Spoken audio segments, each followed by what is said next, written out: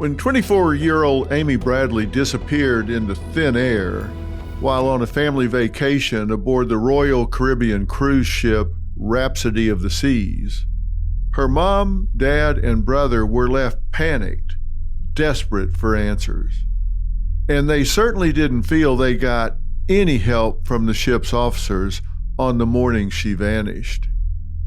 On the last episode, we walked you through what we know happened in Amy's final hours aboard the Rhapsody of the Sea. We analyzed Amy's movements leading up to the narrow window in which she went missing. Now, this was right between sunrise and the ship's arrival in the port of Curaçao. Now, we laid out her background, her family dynamics, and talked about her dancing closely on deck with Yellow, a member of the ship's band. We also exposed the critical missteps in the first hours that she was gone. Now, her family's cabin was actually cleaned by the ship's staff before investigators could even process it. It was not treated as a crime scene at all. The ship refused to announce Amy's disappearance on board and allowed thousands of passengers to just walk off the ship before anyone realized the severity of what was unfolding. Now, today, this story continues without Amy. From this point on, she's like a ghost. As multiple witnesses and dozens of clues emerge, it feels like Amy is out there. Her family certainly believes she's out there. They feel like she's close enough to touch, but just out of reach. And you can just imagine the frustration of this family. She's there one minute, everybody's celebrating, this is a close family, and then in the blink of an eye, she's just gone, off a ship.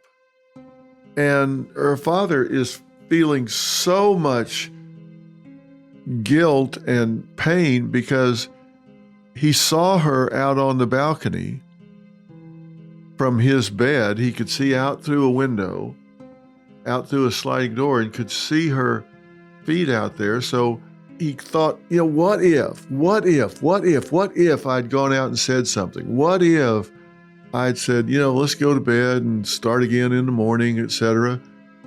But playing what if will make you absolutely crazy. And every day this family is still dedicated. They feel they are the only ones not giving up, refuse to let down at all, because can you imagine if you just stop looking and then one day she just pops up and says, "Why did you stop looking for me?" Now, after she vanished, many, probably most, believe that Amy was dead. The easiest explanation for some to wrap their heads around was that she fell or jumped overboard. The second easiest explanation was that she met with foul play, that her body was disposed of into the sea as the ship glided into port, or that she was smuggled onto land and maybe hidden among the picturesque beaches and palm trees. Now, other possibilities seem, they just seem too dark. So what could be darker than murder, you ask? Well, Amy's family believe Amy could actually have been taken off of that boat alive. Maybe not fully in possession of her faculties. Maybe she had been roofied. Maybe she had been drugged in some way. And in this mass of humanity that was going down the gangplank, taken off the boat.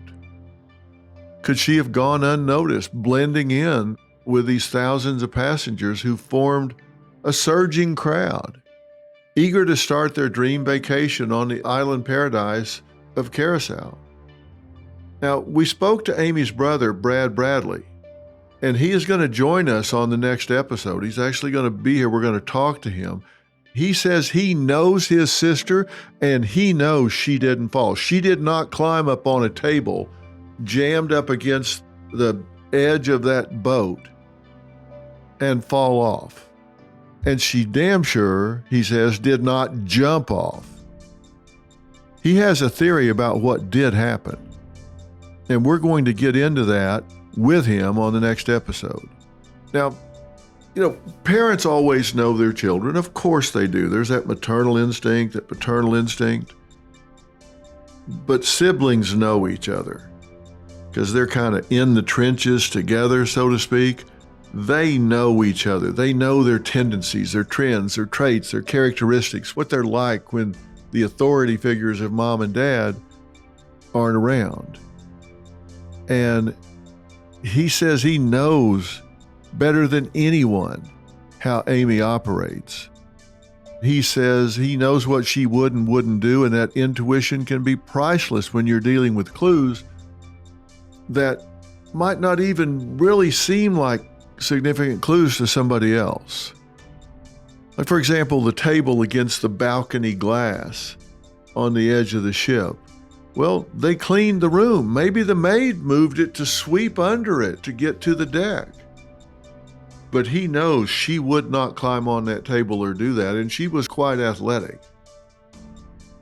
So Amy's family, from the beginning, had a deep gut feeling that she did not go overboard. They knew someone on that ship or on that island had to know where she went and where she is. They don't think about her in the past tense. And they knew that trail starts in Curaçao. The Bradleys decided to take matters into their own hands. They couldn't just sit there and do nothing. Shortly after the boat docked, they headed down the gangway to search for Amy on the island of Curaçao themselves. And what they discovered changed everything and proved that their gut instinct might just have been right. You're listening to Mystery and Murder, analysis by Dr. Phil.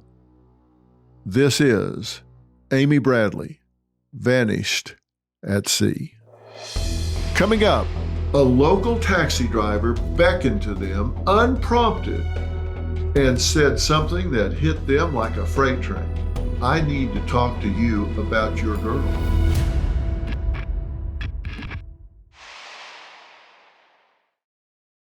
You know your body does a lot for you every single day, but when stress builds up or sleep slips away, it's often because your system is running low on one essential mineral, magnesium. That's why I take Magnesium Breakthrough from Bioptimizers. It combines 7 forms of highly bioavailable magnesium plus vitamin B6 and humic and fulvic acids to help your body absorb and use it effectively. This formula helps support relaxation, restful sleep, muscle recovery, and heart and bone health, all from one simple supplement. And it's made with clean, natural ingredients. No artificial colors, gluten, soy, or preservatives. When your body has the right kind of magnesium, you feel centered, rested, and ready. Visit bioptimizers.com/Dr. Phil and give it a try. Go to bioptimizers.com/Dr. Phil because balance isn't just a goal, it's how your body thrives.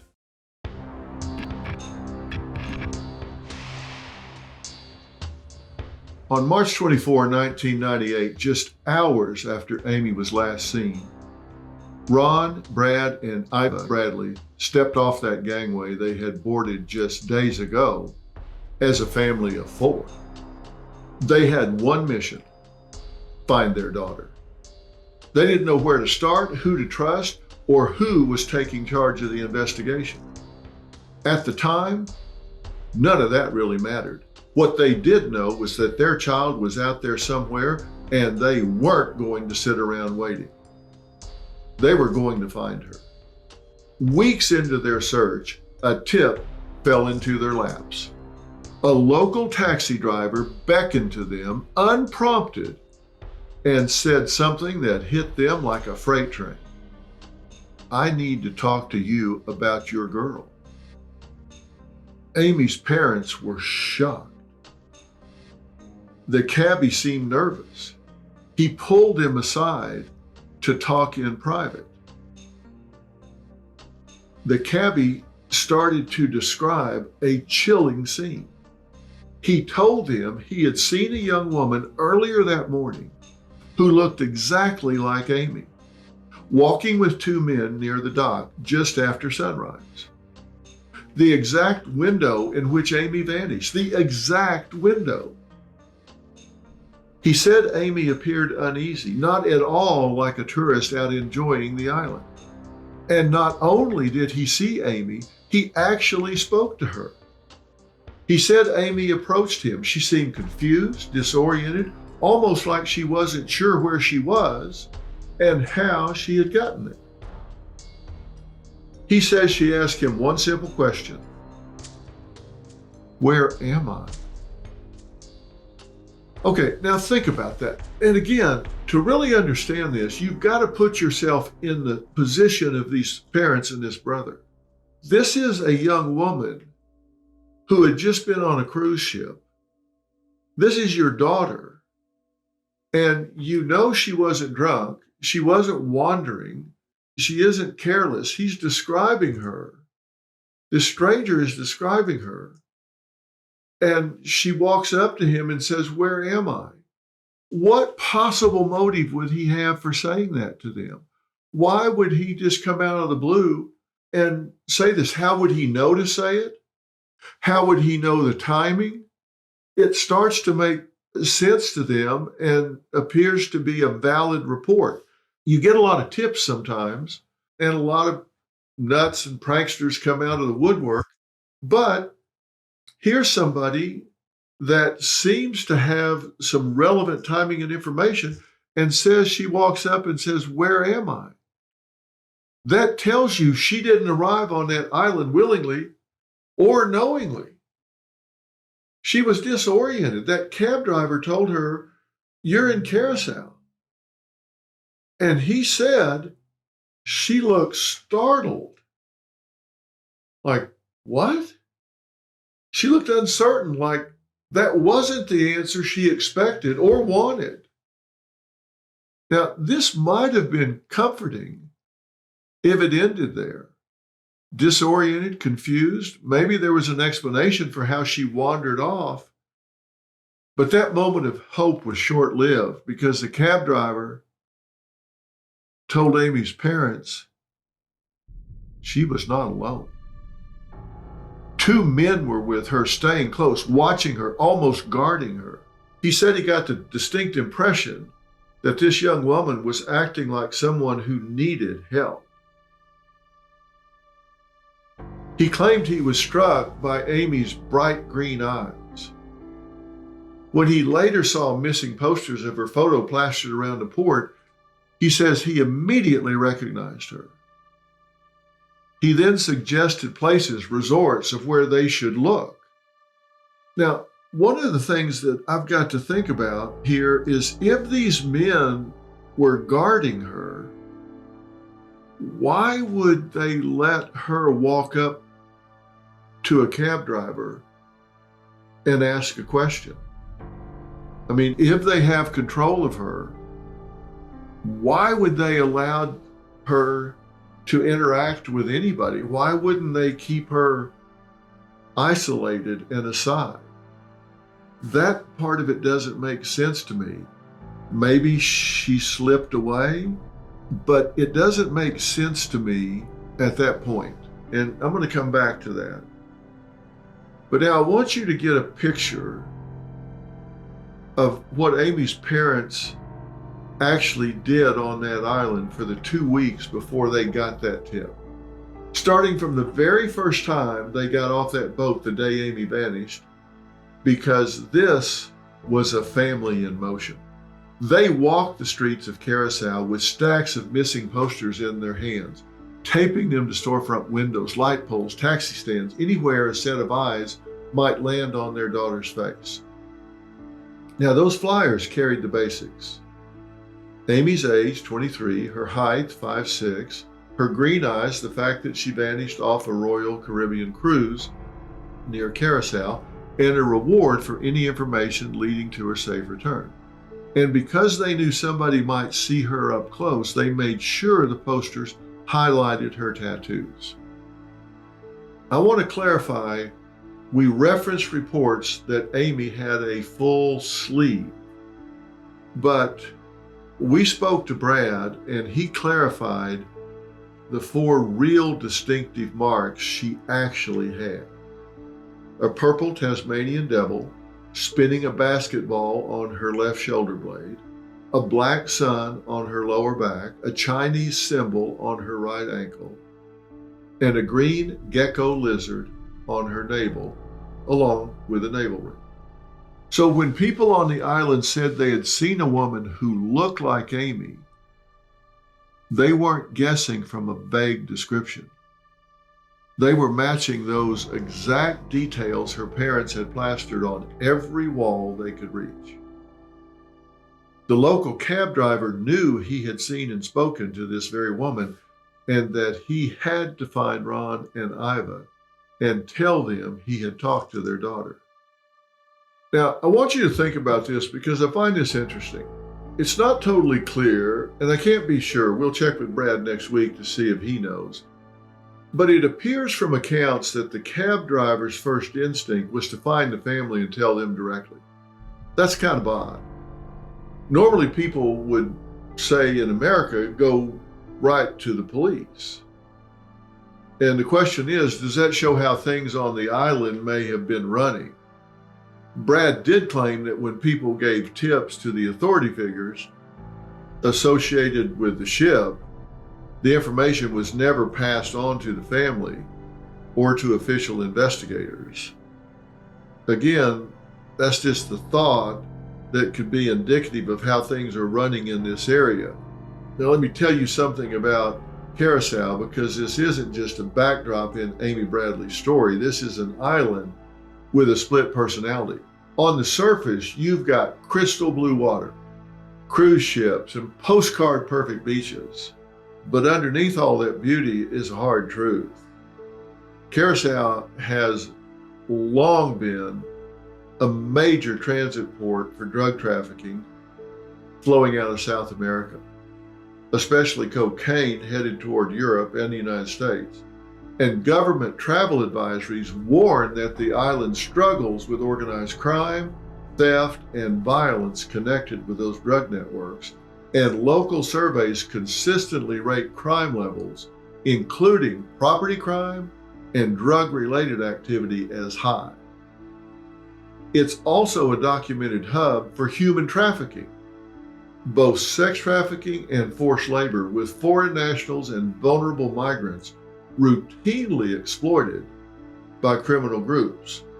And for decades, the island housed Campo Alegre, one of the largest legal brothels in the region, a place that drew sex tourism and exploitation before finally being shut down in 2020.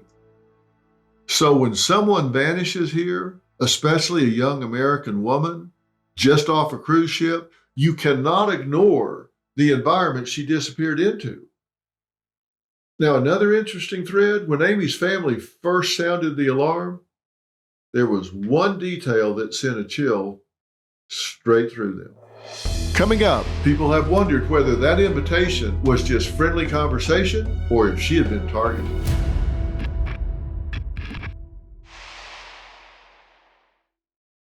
Women risking death for showing a few strands of their hair. She was beaten to a pulp, fell into a coma. 3 days later, she was declared dead. Her death ignited outrage all over the world. When you've got a regime that is blaming a drought on women and their conduct, it's kind of hard to sit down and have a logical conversation. The Dr. Phil Podcast. What happens next? Available on your favorite podcast app. Subscribe and follow.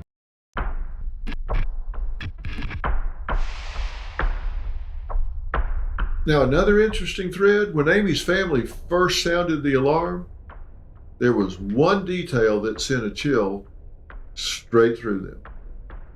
They said some of the cruise ship crew had been trying to get Amy to go ashore with them, specifically to a nightclub called Carlos and Charlie's. And if that name rings a bell, there's a reason. That's the very same club in Aruba where Natalie Holloway was last seen before she disappeared. And it was often speculated that maybe she wasn't murdered, but trafficked. So you've got two young American women, both on vacation, both approached by men connected to the nightlife scene, and both linked, albeit barely as one was in Aruba, to the same club. You can see why that set off alarm bells for the Bradleys. They've always said the waiters were unusually attentive to Amy, insisting she come with them to that bar. And according to the family, Amy turned them down. She stayed on the ship. But ever since, people have wondered whether that invitation was just friendly conversation or if she had been targeted. They knew she was strong currency, and there was a darker purpose in their interest. Because in the Caribbean, places like that can be magnets for trafficking, exploitation, predatory behavior. But let me make it clear here. There is no confirmed evidence that Amy ever set foot in Carlos and Charlie's. None. The ship wasn't even in Aruba. It was headed to Curaçao. The islands are close, but 70 miles apart by sea is a good distance because these ships travel at 11 or 12 knots. So you're talking 6 hours. What you're looking for is an emotional parallel, not a factual one. It's powerful, it's haunting, it sticks in people's minds. But in Amy's case, it is speculation, not evidence. Now, something else we need to think about when you're wondering, why wouldn't he go to authorities? Those cruise ships coming to those islands is big business. It is big money. You don't want controversy if you are on that island, if you are a merchant on that island, if you are a restaurant, if you are a vendor on that island. You don't want to make trouble for these cruise ships. You don't want to have a problem. If they decide to sail past you and go to the next island, it can be the difference between bankruptcy and having a great year business-wise. It can absolutely be the difference between survival and not surviving on these islands out in the ocean. So you don't want to make trouble for those people. Now, for the Bradleys, the cab driver's information wasn't just a tip or a lead. This was the first real piece of evidence that Amy may have been alive that morning. Alive, scared, and with people she did not choose to be with.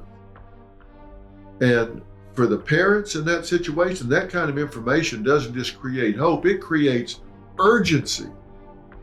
As a parent, what it's like receiving news that is equal parts hope, still alive, and terror, in danger with two men in a situation where trafficking and drug trade and all is going on, is petrifying.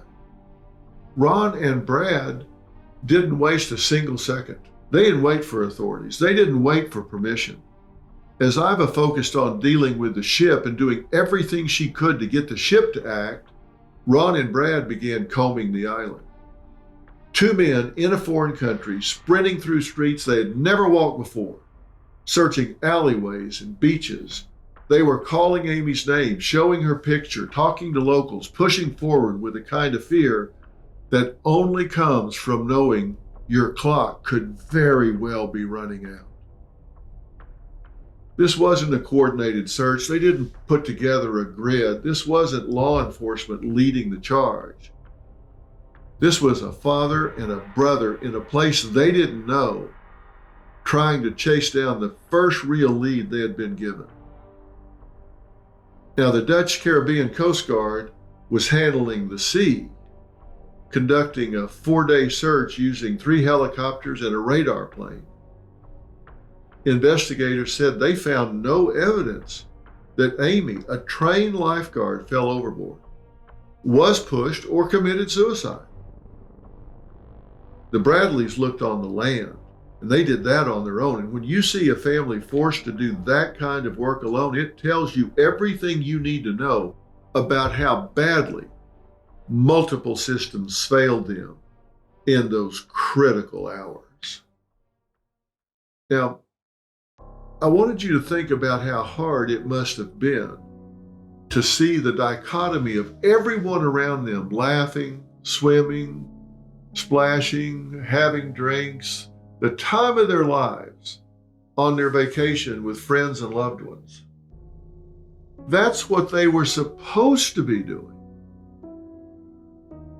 And instead, it's the absolute darkest hour of their lives. What a contrast against such a beautiful backdrop that has become a living hell for them as they search for Amy. Knowing that this is life or death for her, it's one hell of a thing to go through. And on top of that, here's where this story hits a level of heartbreak most families will never have to imagine. After hours of searching that island on their own, after running down every alley, every storefront, every stretch of beach, Ron and Brad had to make an impossible choice. The Rhapsody of the Seas was preparing to leave port. And if they didn't get back on that ship, they risked the ship sailing off with the very people who might know what happened to Amy. So picture this. Ron and Brad standing at the bottom of that gangway, drenched in sweat, lungs burning, heart pounding, knowing they hadn't found Amy. Behind them is an island where a witness said she had been seen just hours earlier. In front of them is a cruise ship that has refused to hold passengers, refused to make an announcement, refused to treat Amy's disappearance with the urgency it deserved. But it's also the ship that the family knows most likely has the person on it who knows what's happened to Amy, has passengers on it who may have seen something. Now, as someone who has consulted on dozens of high-stakes investigations, I want to be very clear. When a person vanishes in a closed environment, that entire environment is sealed and becomes a crime scene. Cruise ships are floating cities. I mean, they are by necessity self-supporting, freestanding. They are floating cities complete with employees, contractors, entertainers, staff, whose backgrounds aren't always thoroughly vetted. When it comes time to go, you have to fill those jobs, and you take who you can get when you can get them. Now layer on this, Amy was last seen alive on deck 10, a deck that offered clear visibility of multiple exits, stairwells, and service corridors. And security, they never sealed a damn one of them. They didn't freeze movement. They didn't lock down a perimeter. They didn't do a forensic sweep of exit points. No interrogation of crew on duty. And this crew on duty, they have no idea who some of these people are. On top of that, shipboard surveillance, to say was incomplete would be an understatement. Large sections of the ship had no cameras at all in 1998. So any theory that relies on, well, the cameras didn't show it, well, it would be a joke. And if you've been on that ship for any time, you know where the blind spots are. You know where there are no cameras. You cannot rely on footage that does not exist. Did Royal Caribbean ever confirm every passenger was accounted for before letting them off that ship? No, they never did. Passengers left freely, crew left freely, performers left freely. If someone wanted to escort Amy off that ship, willingly or otherwise, there was nothing to stop them. And to the family, that seemed unsympathetic, uncaring, and unhelpful. So leaving the ship for the Bradleys meant leaving the crime scene and the potential witnesses and or perpetrators who would in moments all be in one place on board at sea with nowhere to hide. You talk about a dilemma. Part of them feels she's on the island. Part of them feels the only way to find out what's happened to her is on that ship. They had a tough decision to make.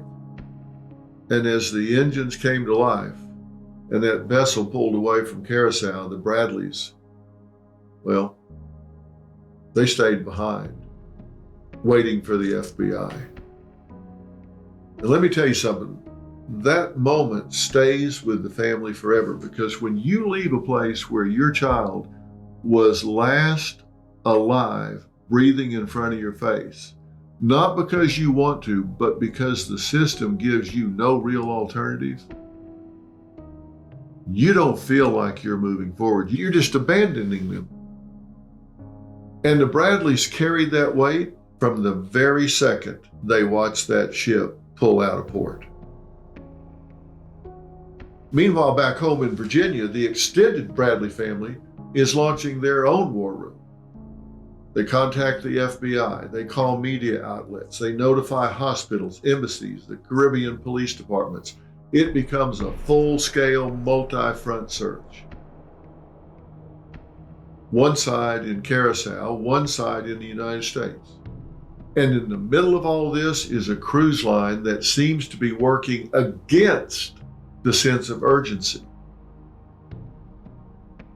And it's a sense of urgency that this situation desperately demands, because every moment that goes by, every hour that passes, allows any potential perpetrators to be putting distance between themselves and this family and any hope they have of recovering their daughter.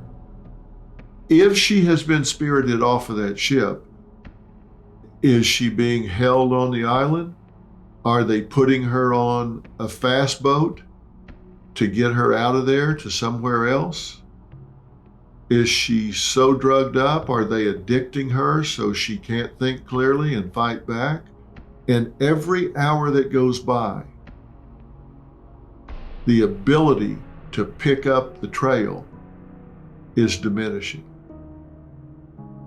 From the very start, this investigation was tied up in red tape. Amy went missing from on a U.S.-owned cruise ship, sitting in international waters, and then pulling into Curaçao. Everybody had a different idea of who was supposed to take charge. Royal Caribbean Security thought they were running the show. Local authorities said, no, this is our island, our rules. And the FBI? They didn't even get on that ship until the next day. So instead of one unified team pushing in the same direction, you had three agencies tripping over each other with different procedures and priorities. And while they were sorting out who had the authority to search for Amy, it just all slowed down. Evidence slipped away, and those critical first hours, ones you can never get back, were lost in bureaucratic quicksand. Over time, and sometimes years later, more people across the island began reporting sightings. Not rumors, not vague descriptions, clear, confident statements. Locals, tourists, store employees, all saying the same thing. I saw her. I was sure it was her. She looked frightened. Now, when enough witnesses come forward, that's not coincidence. One man reported he saw a woman matching Amy's exact appearance on a beach, walking with two men. He notices something specific. She was on the beach, but she wasn't dressed for swimming. She wasn't laughing. She wasn't relaxed like tourists normally are. She looked like she wanted to get away from me.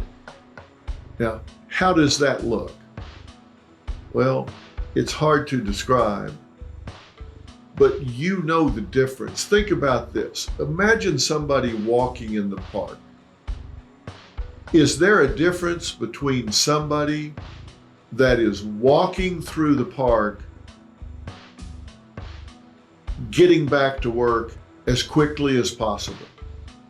They've cut through the park, maybe they've been to lunch and they need to get back to work on time, so they're walking with purpose, versus someone who is strolling through the park, watching the birds, no particular place to go. There's a difference in their gait. There's a difference in their person. There's a difference in all the vibe they're putting out. That's analogous to somebody who's on the beach to relax, dig their toes in the sand, listen to the surf, versus someone that's being marched along by a couple of handlers. They're not there to listen to the surf. They may be there getting marketed. They may be walking between pimps. And when he later sees Amy's photo, he says, that was her. He doesn't waver, he doesn't embellish. 2 Canadian divers reported seeing a woman resembling Amy at Playa Porto Marie. She was with 2 men and was acting as though she wanted to speak to the divers, but was prevented from doing so. The woman's tattoos and watch matched Amy's. Now, when she was walking on the beach earlier and not dressed for swimming, was that an accident, or was she covered up so the tattoos were not apparent? A store clerk reports a chilling account. She says a young woman who looked exactly like Amy came into her store accompanied by a man who hovered close behind. The woman looked tense, afraid, on the verge of speaking, but she didn't, because the man never moved. People who work in retail know how to read customers. They know when something is wrong, and this employee was certain. I saw that girl. 2 completely unrelated tourist reports seeing a young woman briskly walking toward hotel resorts. One says she kept looking behind her like she was scared someone was following her. The other says she definitely wasn't alone. There was a man staying close to her. Some of those witnesses come forward immediately. Some come forward days later. Some not until this case hits national media years later. In January 1999, William Hefner, a retired Navy officer, reported that a woman identifying herself as Amy Bradley approached him in a brothel in Curaçao and pleaded for help. The FBI later investigated but found the building had since burned down. He didn't come forward until years after the encounter, fearing he'd be in trouble for being at the brothel. But the consistency of descriptions is remarkable. Same hair, same body type, described with the same vibe, the same expression, fearful, controlled. constant presence of a man or men walking too closely behind her. When you see that pattern, you start to realize something chilling. There's a real possibility Amy was being moved. So who could these sinister mystery men be? Who are these people that are shadowing her, controlling her? Could one of the men the cab driver saw during the first sighting of Amy on the island before the ship left port have been Yellow? Remember, 2 passengers claimed they saw Amy and a man known as Yellow Alistair Douglas together around 5:45 on the top deck. This is after the time her father last saw her. If that account is accurate, the last person to see Amy alive before the local cab driver wasn't her father. It was Yellow. Brad also claims he had a chilling encounter with Yellow after Amy vanished. It's something that's bothered him ever since. He says that on the morning Amy vanished, this Yellow walked right up to him and said, "Hey man, sorry to hear about your sister." The problem is, at that point in time, nobody knew Amy was missing. Not the passengers, not the entertainers, not anybody. Only the captain and the Bradley family had that information. And you hardly think the captain says, "Well, first thing I need to do is tell the band." No, I don't think so. He said this before any announcement had been made. So when Brad heard that comment, it set off alarm bells.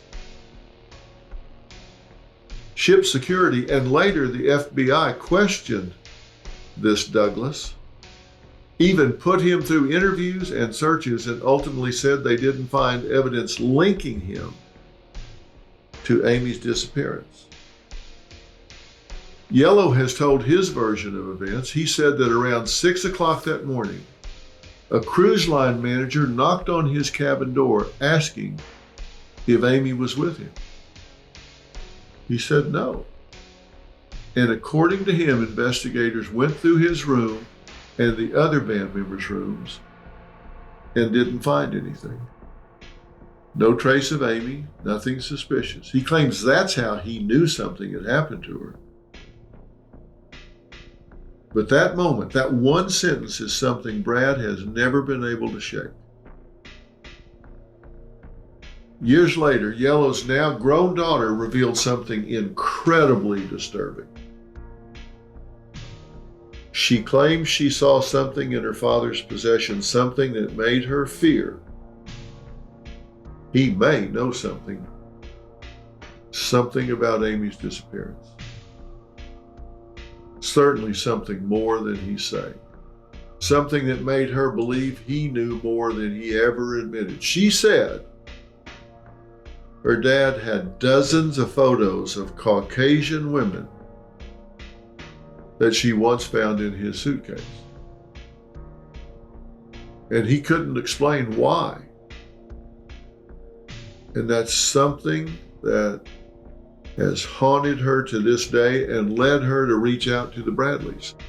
It made them think of one chilling thing that they noticed.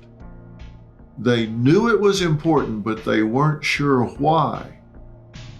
When you go on a cruise ship, there's often an official photographer who takes family photos while you're at dinner and displays them on the ship for purchase. The Bradleys took a family photo. It's a famous one you've seen with Amy in a black evening gown. That was one of the pictures they took on the ship for one time when they went to go look for their family photo and purchase it. They noticed the photo had been taken, and they remember her posing, smiling into the camera, dressed to the nines, but it was missing. They remember taking it, but it was gone. Was it taken for marketing purposes? Yellow's daughter never said that her father for sure had a photo of Amy among his stash, but she claimed she saw dozens of photos of white women right there in her dad's suitcase, and she doesn't have a clear answer as to why to this day. Now, all of this leads to what may be the most disturbing development in the case, and it's one that arrives years after she vanished. A photograph emerges. In 2005, this is 7 years later, Amy's parents received an email with 2 images of a woman known as Jazz featured on a sex worker site. It shows a woman lying on a bed, eyes open, expression detached, her body posed in a way that looks very deliberate, not candid. The FBI examines it, and so does the family, and both come to the same terrifying possibility. This woman could very well be Amy Bradley. The eyebrows, the jawline, the shape of the face, the green eyes, everything matches. Facial recognition experts later stated the photos were highly likely, that's a quote, highly likely to be Amy Bradley. Though the FBI could not confirm their authenticity, if that photo is real, if it really is Amy, then somebody didn't just take her off that ship, they kept her alive. Amy's family believes she's still out there. They say somebody's been visiting their website about their search for Amy throughout the years on important dates. They believe it could be Amy. That she wants to reach out to them, but something's preventing her. And when they saw this photo, had it investigated, they believe that was proof that their gut feeling the whole time had been right. On the next episode of Mystery and Murder, Amy's brother, Brad Bradley, joins us. The information he has is astounding. You will not want to miss it. And I cannot wait to sit down and talk to him. It ain't over till it's over. And trust me, the hunt for Amy Bradley is not over. You're listening to Mystery and Murder, analysis by Dr. Phil. If you haven't already, subscribe and follow so you never miss what we're doing. You can watch the video on YouTube. You can listen wherever you stream your podcast. I'll see you next time. Thanks for being here.